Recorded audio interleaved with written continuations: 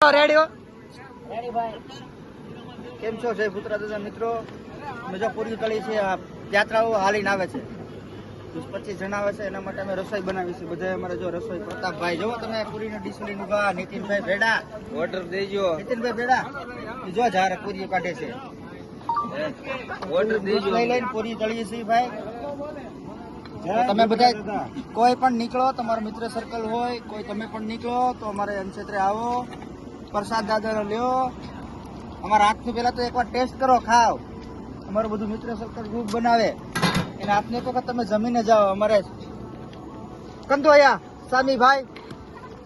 શાક બનાવી રહ્યા છે તમે જોવો મિત્રો કેવું મસ્ત મજાનું શાક બનાવે છે નીરુભાઈ જો રસ કાઢવાનું ચાલુ કર્યું પ્રતાપભાઈ ડીશ લઈને ઉભા છે અમારા પ્રમુખ શ્રી ધડુભાઈ પટાટ એને હંસો આપો એને હંસો આપો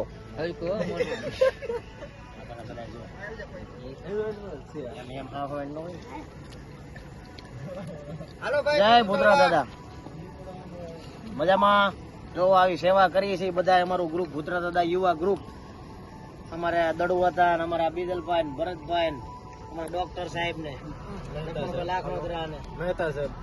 સાહેબ ડોક્ટર મયુર મહેતા ભરતભાઈ તમે જોવો એ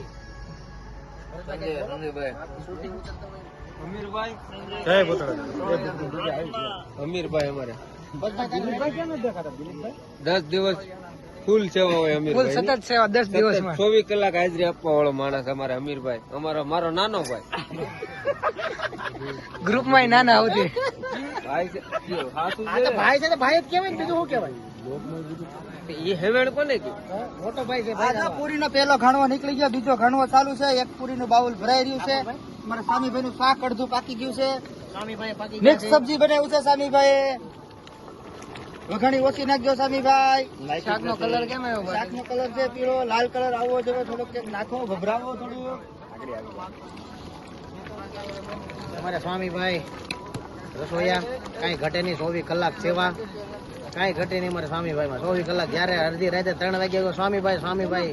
ઉભા થઈ જાય સેવા માટે ભજીયા બનાવી નાખે ભજીયા બનાવી નાખે તમે કયોય બનાવી નાખે પૂરી ભજીયા તમને બનાવી નાખે ગમે ને બનાવી નાખે જેને કહેવાય ને બનાવી નાખે એની પાસે બધું બની જ જાય ગમે એ વસ્તુ એવી કે ના નહીં ને ગમે ને બનાવી નાખે અમને હોત બનાવી નાખે કહીએ પણ રાતની અડધી રાતે ગમે કાલ રાતે મેક્સિમમ 3 થી 3:30 વાગે 50 જણા હાલીને આવ્યા હતા મોવાથી હાલીને આવ્યા હતા અને બલાડ અમે જતા હતા એ લોકોને અમને બધાને બસ ભીખ્યા હતા અમે લોકોને જમાડ્યા રાતે 3 વાગે તો એ લોકોને બહુ મજા આવી પછી લોકો આરામ કર્યો એક ભાઈ સુરત થી પણ એક ટીમ આવી હતી હાલીને જતી હતી મોરલી બાજુ હાલીને ગઈ ત્યાં અમે એ લોકોને પણ અમારે અહીંયા આરામ કર્યો બધાને બહુ મજા આવી તો અમે અહીંયા મિત્રો એટલા એરિયામાં કઈ અનક્ષેત્ર છે જ નહીં એટલા એરિયામાં કઈ નથી અમે કન્ટિન્યુ 5 વર્ષ અમારું 5મું વર્ષ છે અનક્ષેત્ર અમે કરીએ 5મું વર્ષ છે કે એટલા એરિયામાં અનક્ષેત્ર છે જ નહીં અમે 5 વર્ષ કન્ટિન્યુ કરીએ છીએ ને કરતા પણ રહેશું તો કોઈ પણ યાત્રાઓ આવે એના માટે અમે એનો ખૂબ હાર્દિક સ્વાગત કરીએ છીએ અને ખૂબ અમે એની સેવા આપશું અમારે અનક્ષેત્ર એટલા માટે આવતા હોય તો અહીંયા આવીને પ્રસાદી દાદાની લે કારણ કે અમે 24 કલાક બધા અહીંયા અનક્ષેત્ર ગરમા ગરમ આવે પછી બનાવીએ છીએ કે બનાવીને રાખીએ એવું નથી ગરમ બનાવવાનું ગરમ ને ગરમ ખવડાવવાનું અમારો ઉદ્દેશ્ય એ છે કે બધાએ પ્રસાદી લે વાહ સ્વામીજીનું શાક ચાલુ છે સ્વામીજી અમારે કઈક મરસું નાખે સ્વામીજી જોઈજો તીખું બીખું ન કરતા હો વડકા જેવું રેવા દે ને હલાવો અમારે મનદીપભાઈ મારો નાનો બાબલો એ પણ સેવામાં આવે છે મજા કરે છે અને આ અમારા ભત્રીજાનો ભત્રીજો હેમદીપભાઈ અમારે મનદીપભાઈ બે ભાઈ આવે જલસા કરવા દાદાના સાનિધ્યમાં મજા આવે એને થોડી ઘણી સેવા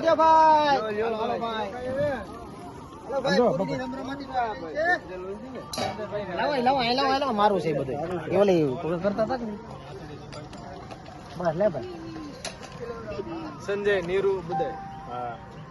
ભરતભાઈ લાંકનોત્રા ભૂતરા દાદા પટાટ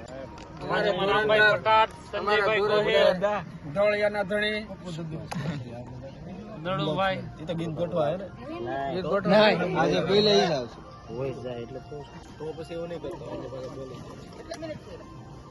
ચાર એક દડવાતા કઈક બોલશે દડવાતા સમજો શું કહે દડવા દડવા કઈક બોલો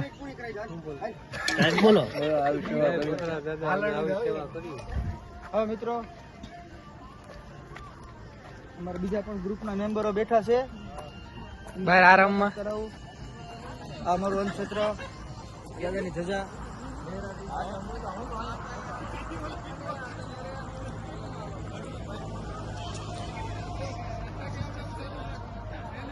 દીકરા દાદાની ધજાઓ